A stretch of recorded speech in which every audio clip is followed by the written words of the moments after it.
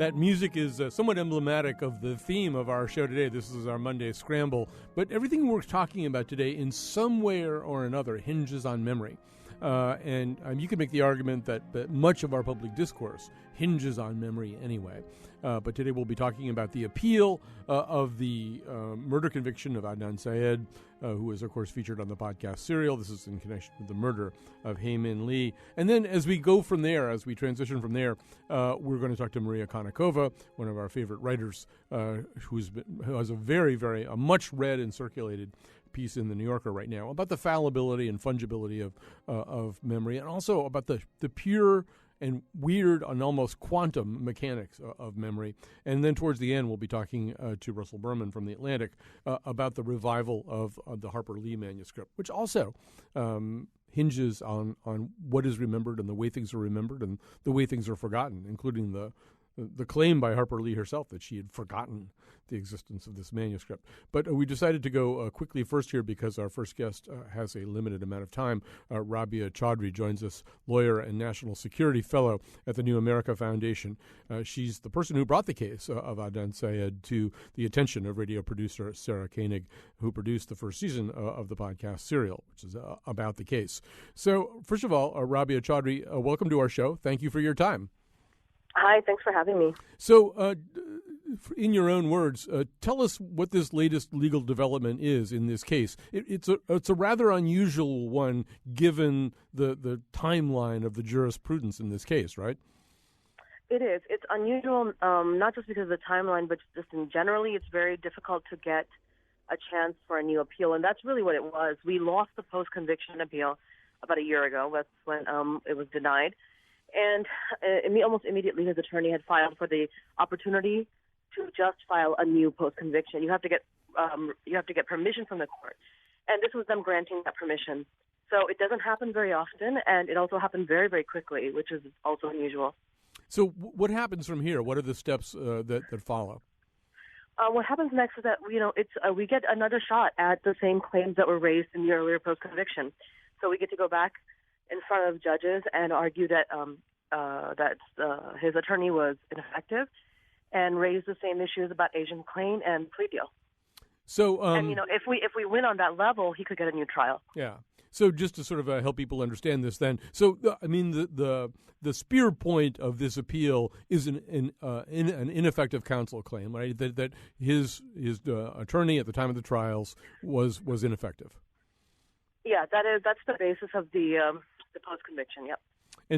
And then the arguments within that Uber argument are that there was a key witness who was simply never pursued or investigated, despite the fact that she volunteered herself. That's Asia McClain, and then the whole question of the plea deal. So really quickly, because I know your time is limited, sketch out the Asia McClain part of this. This is somebody who claims she can place the defendant in a place that he shouldn't be, according to the prosecution's timeline.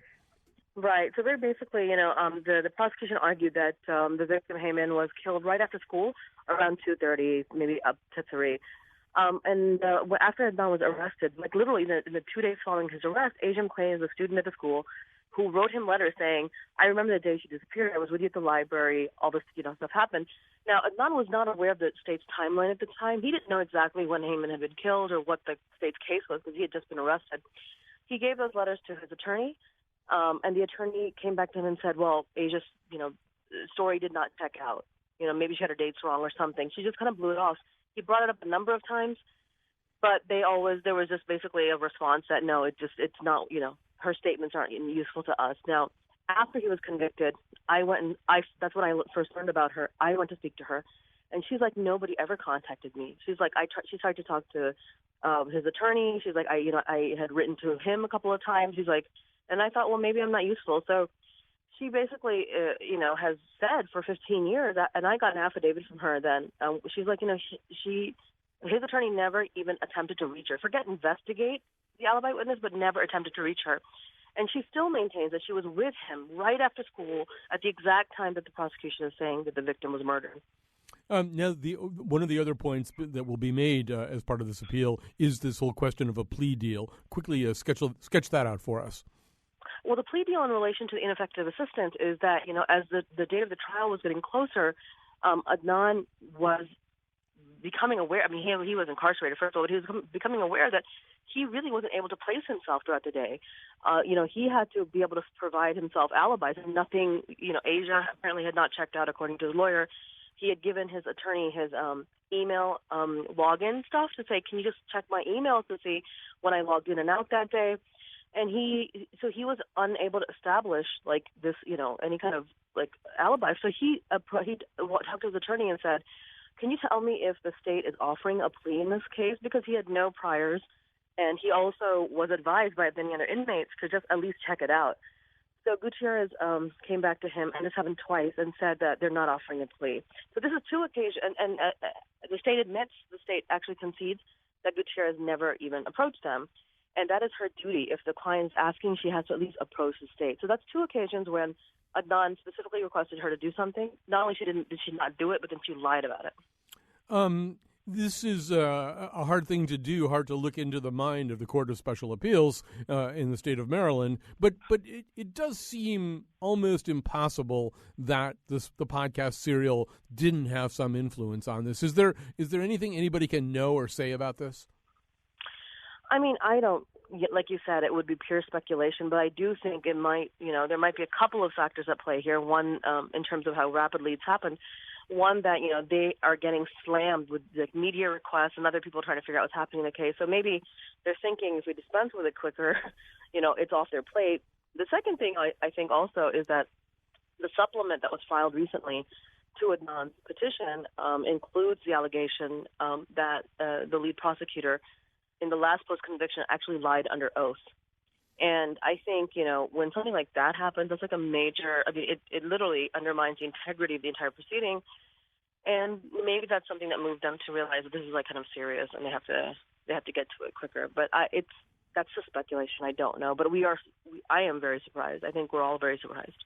Last question, because I know you have to go. You're at a conference right now. One of the things that became clear in Serial is just the difficulty of piecing together memories from 1999. It's a long time ago. So as you imagine moving forward, I guess you'll get the hearing on this in June, and then if you're successful, get a new trial. But the new trial, it would seem to me, faces the same kinds of hurdles that Sarah Koenig faced, which is how can you reconstruct reliable memories from such a distance? Right. Well, I mean, first of all, we have to remember in any given trial when the defendant is presumed innocent, right? I mean, it might not be a reality, but he's presumed innocent. The state is the one that has to prove the case that this is how it was done, this is when it was done, that we have evidence to that extent. The two pieces of evidence they used was Jay Wiles, an eyewitness. An eyewitness basically, but he's changed his story so many times. Not only that, but he actually, after the podcast ended, gave an interview in which he admits that he committed perjury on the stand. He said, it didn't happen like that at all. I lied in court, and, he gave a whole other rendition of his story. So I think basically he's kind of useless to the state if they have to go back.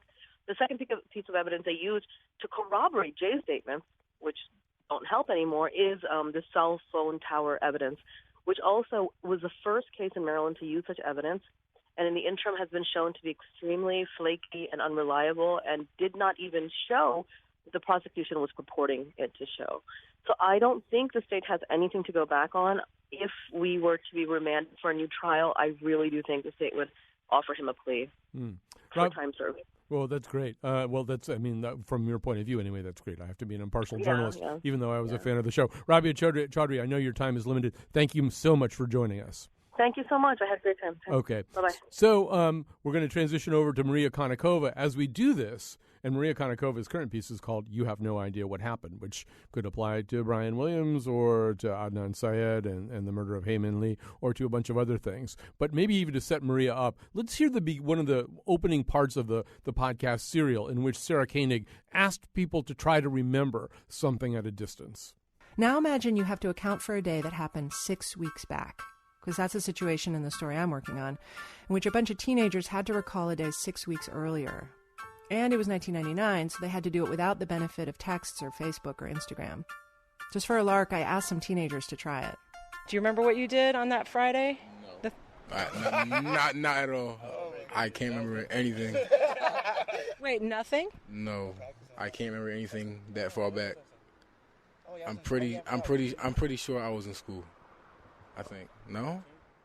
That's Tyler. He's 18. I asked my nephew, Sam. He's 18 too. Not a clue. In school, probably. I would be in school. Actually, I think I worked that day. No, yeah, I worked that day, and I went to school. That was about it. Actually, on second thought, I don't think I went to school that day. you don't think you went. Yeah, no, I didn't. I definitely didn't. Here's Sam's friend Elliot. He seemed to have better recall.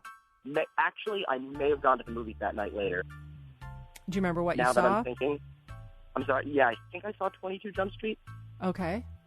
And did you go with friends? Yes. I went with Sam and kid Sean, Carter, a bunch of people. Wait, Sam, my nephew Sam? Yeah. Oh, okay. So Sam says he was at work. Oh, then it wasn't that night then.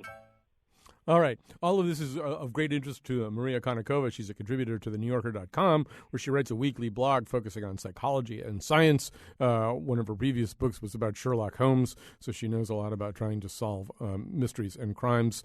But Maria Konnikova, even hearing that and hearing the conversation that I was having with Rabia Chaudhry, one of the things that we know is that the more science, the more research that is directed at memory, the more we begin to see it much less as some kind of linear monorail stretching back into the past, and the more we see it as this almost, highly disorganized library system full of clerks, some of whom are half drunk as they run around stuffing things in filing cabinets, pulling them out and refocusing what has been remembered in the past. I mean, the idea that memory is intact and reliable seems to be kind of on the firing line these days.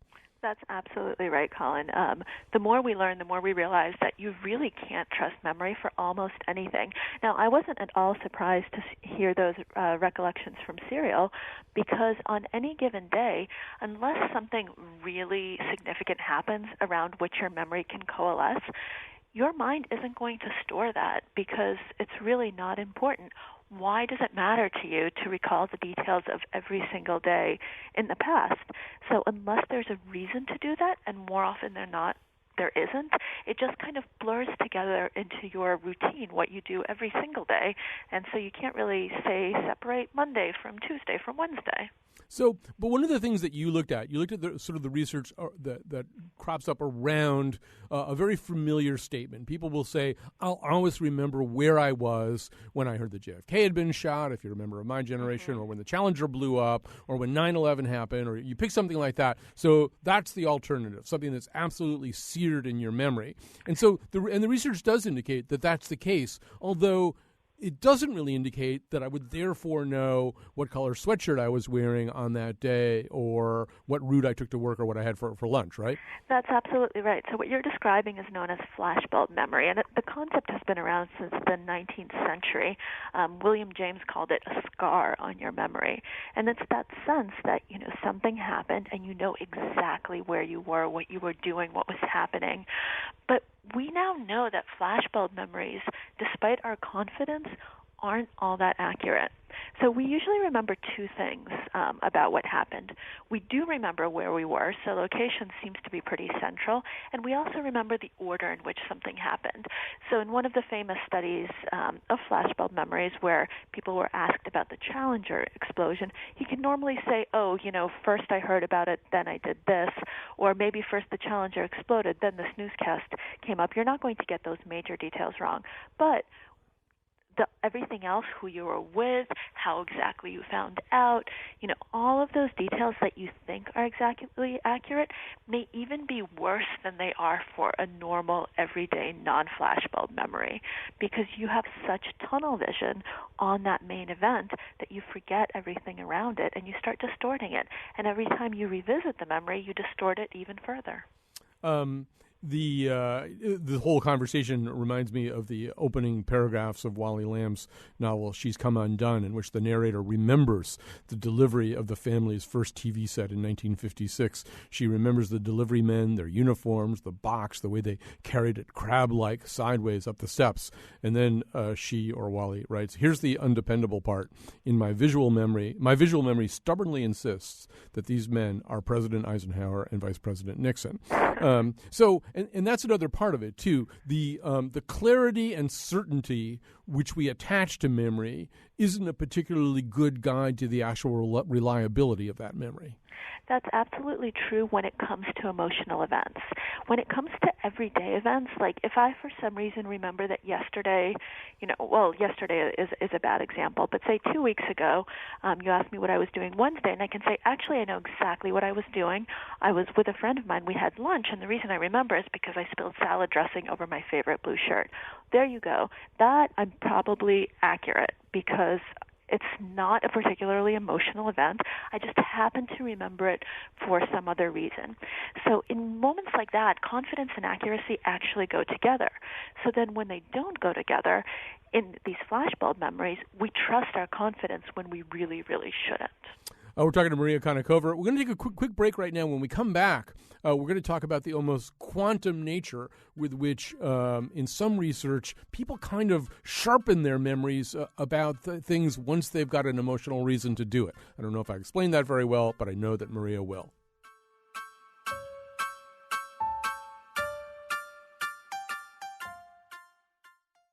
I believe that is the Science of Skinny manuscript that's set 20 years after the original Science of Skinny, but I'm not 100% sure about that. I am 100% sure that Maria Konnikova is with us right now. She writes about psychology and science for The New Yorker. She's working on a new book. Are we Konnikovians permitted to know what the next book is about? Sure. It's called The Confidence Game, and it's about con artists. Ooh, we can't wait. What's that Joe Mantegna movie that's so great about con men? The House of Games. The House of Games. Yeah. Where he says David Mamet loves con artists. Right, exactly. And he says, remember, I always offer you something first. Mm-hmm. All right. So, but we're not talking about that right now. We're talking about memory. So this morning, I was asked by the other person in my house who was Annie Lennox's original partner in the Eurythmics. For some reason or other, I knew it was Dave Stewart. I haven't even checked that, but I'm pretty sure I'm right. So, in the research that you looked at, let's sort of imagine a related scenario. Let's imagine that that you were studying me and you wanted me to try to remember, first of all, a whole bunch of songs by the Eurythmics and maybe some other songs from that era. And then you wanted me to remember the names of the two principals in the Eurythmics, Annie Lennox and I'm pretty sure Dave Stewart. But at that point, you administered a shock to me. One of the things that was I'm so upset that you would do such a thing to me. But anyway, one of the things that you found, correct me if I'm wrong about this, is that in subsequent efforts to get me to retrieve that information, not only would I be able to retrieve the Dave Stewart information when you shocked me, but I would also, even if that other information about the early career of the Eurythmics, related information, even if that had been imparted to me considerably before the Dave Stewart information in time, I would still have some better retrieval of it, right? That's absolutely right. This is one of the most interesting new findings in memory. It actually just came out this month from the lab of Liz Phelps and Lila Davachi at New York University. And this is the first time ever that we show that emotional memories can actually retroactively enhance other memories. So they did the exact thing that you accuse me of wanting to do, which is giving you an electric shock when people saw certain images. And what they found was that when they got a surprise memory test later on, not only was the memory for those images enhanced, but all related images that had been shown beforehand. So their brains somehow realized, wait, this type of stuff is important. Let me go back in history and selectively enhance everything that's related. And if you think about it, that's actually a really, really adaptive thing for memory to do. So one of the examples that we spoke about with the researchers is imagine that you were bitten by a dog in a new neighborhood, and then suddenly you remember all of your encounters with dogs in that neighborhood. And that actually makes a lot of sense because now you want to know, well, should I avoid all those dogs rather than forgetting all the dogs that existed? And when you say adaptive, I mean, for example, if at a time when it really, when the rubber was really hitting the road, imagine, that I'm living in the grasslands of Africa in the early hominid state, and one of my, confreres eats some kind of berry and dies from it. well, not only am I going to remember him and the berry and stuff like that, but it's really good if I have these filing assistants in my brain. We're going, wow, we should really sharpen up everything we remember about berries people have eaten, which ones they've lived through, all that kind of stuff. And so you're saying that the brain, I mean, it seems kind of weird, too, that the brain that it almost has like a little focus mechanism where it can focus on something that it didn't necessarily record with high precision to begin with. That's absolutely right. And I think what was really interesting about this study is that it showed that the effect didn't happen right away. So if you gave them a surprise memory test immediately after the shocks, there was no retroactive enhancement. It needed at least 6 hours. So they tested people 6 hours later and 24 hours later as well. And they found that then that memory enhancement happened. So it's almost like it needs time to consolidate. So you need to kind of go back and check everything out, and then your brain makes that important decision. Okay, yes, I think we should remember all similar berries so that we don't die in the future. And first of all, I was emailing to you earlier, and I was saying, in some respects, this research suggests, as has been suggested on other occasions, that one of the earliest and most acute brain researchers was Proust, because he's kind of talking about these things, right? He's talking about the marrying of different kinds of stimuli to various kinds of experiences, and then their ability to facilitate very vivid retrieval. That's absolutely right. And one of the things we know about memory is that Proust, with that famous Madeleine on the opening pages, is really dead on, because if we have a very strong emotion associated especially to a smell, there's new work that's being done all the time on just how powerful smell memories are, that we are able to retrieve them. But I'm going to challenge Proust on one thing. He's writing fiction. If he were writing nonfiction, we don't actually know how accurate those events are, because we can, despite the fact that he's confident and that the smell evokes the memories, we might see the same thing, that we see with the Challenger explosion or with 9/11, that you seem to remember everything, but that the emotion might have clouded over. And in fiction, that's totally fine. But when we're doing things like in Serial, relying on these memories for actual information to convict a person during a trial, it becomes very problematic. Somebody just tweeted that Maria Konnikova challenged Proust. I'm sure somebody did that. I mean, I'm just assuming that's just the way the world works these days. So last area I want to get into before we run out of time. So one of the other things we know about memory now from the kinds of research that you cover is, we've thought of memory for a long time as this kind of filing cabinet, and you go into the filing cabinet and you take out the memory and you look at the memory. And maybe as you get older, you don't remember things so well for whatever reasons. But some of the more recent research indicates that really what you remember when you remember something is, in fact, kind of the last snapshot you took of it when you remembered it the last time, rather than remembering the primal text, the experience that the memory is based on. We remember memories, and which are remembering memories, which are remembering memories.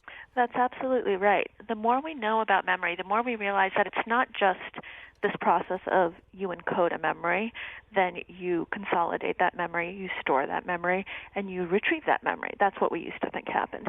But now we realize that happens over and over again every single time you retrieve. So after you retrieve, you don't just put it back, then you re-encode, reconsolidate, restore, and so on and on and on. And what happens is that instead of, if you imagine it like a filing cabinet, as you're saying, the contents shift. Some things fall out of one file, you suddenly get something from another file in there, and you remain equally certain that you're accurate about your memory, when really it's shifting, it's changing. Crucial details might be different. It's a really interesting phenomenon because it's very counterintuitive. You would think that something that you recall often, you'd remember it better, but it seems to be that the things that we retrieve most frequently might be the things that are the least the least like reality than the memories that we only go back to, say, once in our lives. I would just make a final observation here, which is that, obviously the nation is somewhat convulsed right now by this Brian Williams story. And it's possible that he photographed and rephotographed and rephotographed and rephotographed this memory of this incident that happened to him years ago in Iraq. And that maybe one of the reasons for the error here is just simply that process. Although I think we could both agree, not as scientists, Maria, but just as people, that intention is important too. Like if every time I take the photograph out, I rephotograph it in the most flattering possible light and add a rocket whizzing by my head or something like that. I mean, there is some human agency here in the way that we twist and distort memory. Oh, absolutely. I mean, that's why the fisherman's fish keeps getting bigger and bigger in every retelling. Right. Or as one athlete said, the older I get, the better I used to be. That's exactly right. Maria Konnikova, thanks so much for joining us today. Thank you for having me, Colin. All right. Maria Konnikova, she blogs about science and psychology at The New Yorker. She's got an exciting new book about con men and con games and con women and con people. Then that's coming out in the near future. Now, coming up, we're going to take a little break for fundraising, a short break. Then when we come back, we're going to talk about this new Harper Lee novel. We're going to give you maybe some details about it that you didn't know. But we also understand that To Kill a Mockingbird is, boy, talk about an text. Talk about sort of a book that everybody read and 97% of people loved. We know that this is very meaningful to you, too. So give us a call, 860-275-7266, when we get that conversation going. 860-275-7266. Tell us what the new Harper Lee novel could mean or not mean to you.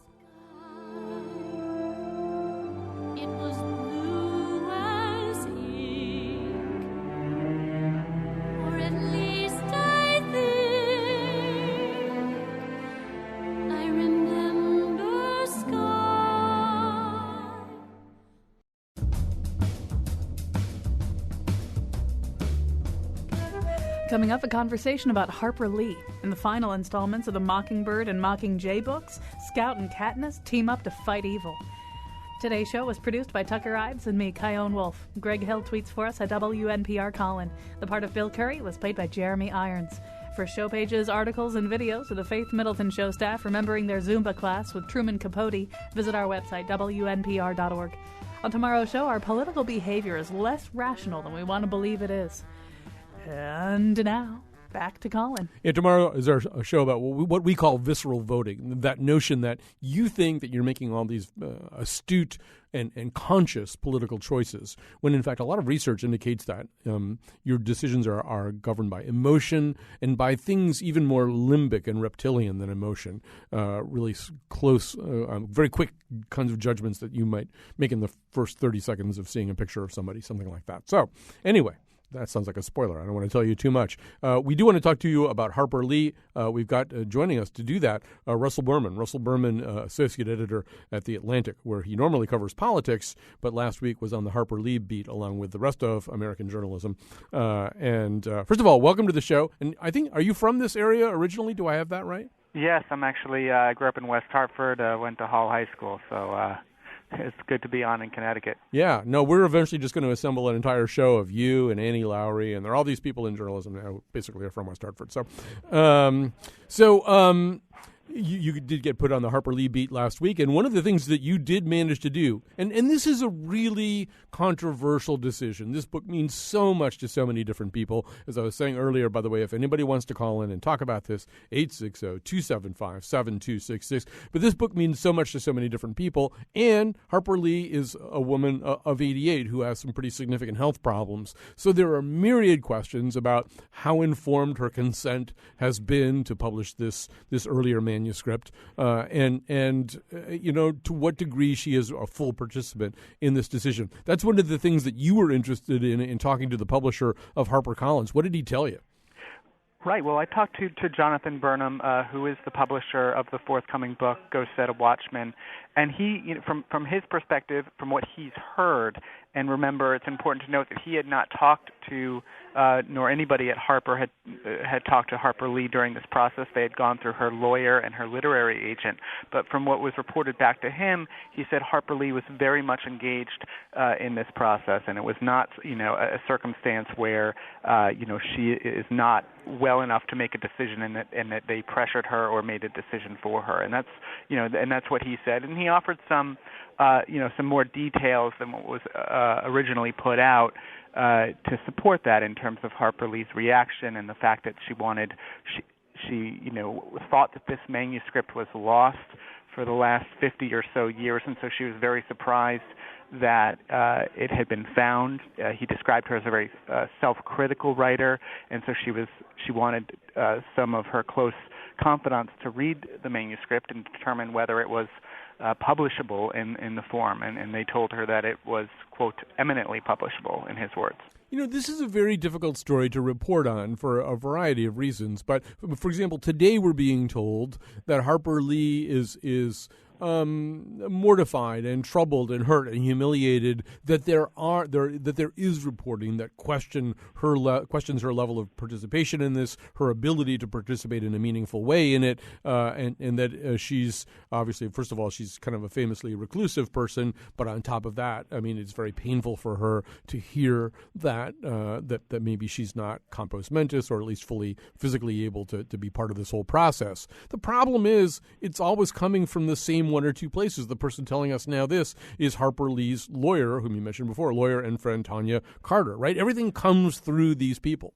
Right, and so it becomes a matter of trust. And, of course, there have been a couple of legal disputes in the last couple of years where, Harper Lee's lawyer, Tanya Carter, has been, some people in that community who had been close to Harper Lee have told, reporters there that, Tanya Carter was sort of preventing them from coming to see her, and there was all those kind of concerns.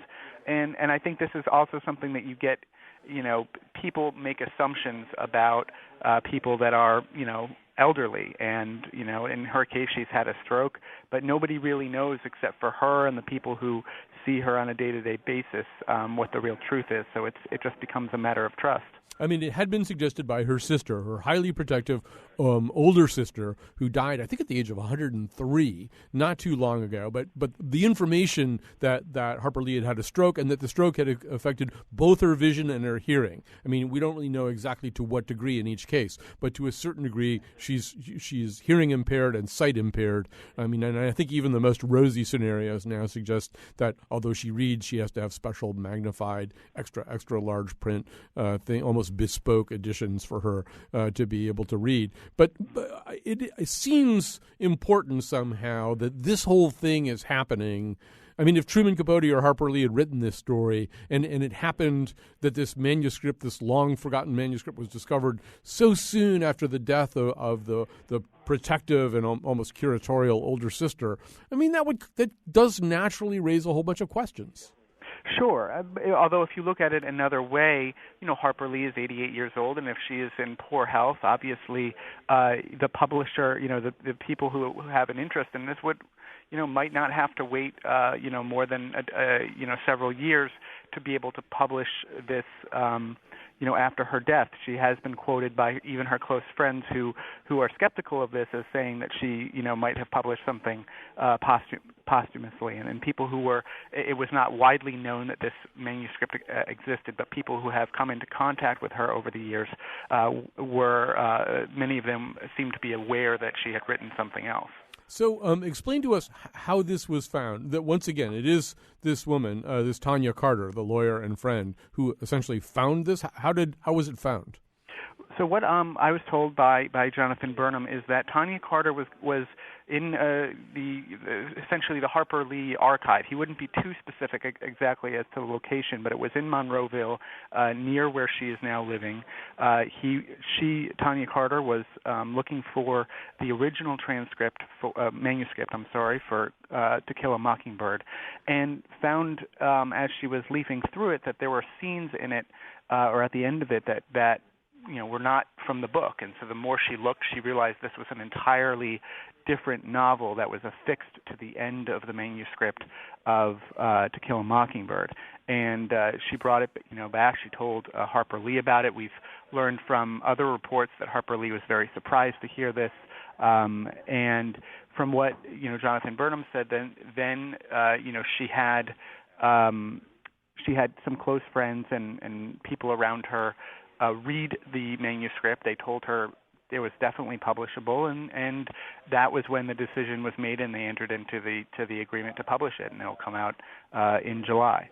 So, I mean, one of the many things about this that's difficult to process, and this entire episode that we've been doing has focused in one way or another on memory in the case the murder case that made up the Serial podcast, which is now subject to a new appeal in Maryland. Memory in the case of Brian Williams, memory in research. So we have memory in play here. I mean, one of the things that you kind of trip over when you read about this is the notion that Harper Lee had forgotten some aspect of this. She'd forgotten that this manuscript still existed somehow. She was surprised to find that Tanya Carter could find it. And yes, she's 88 years old. She's had a stroke. There's a lot of explanations for this. Although,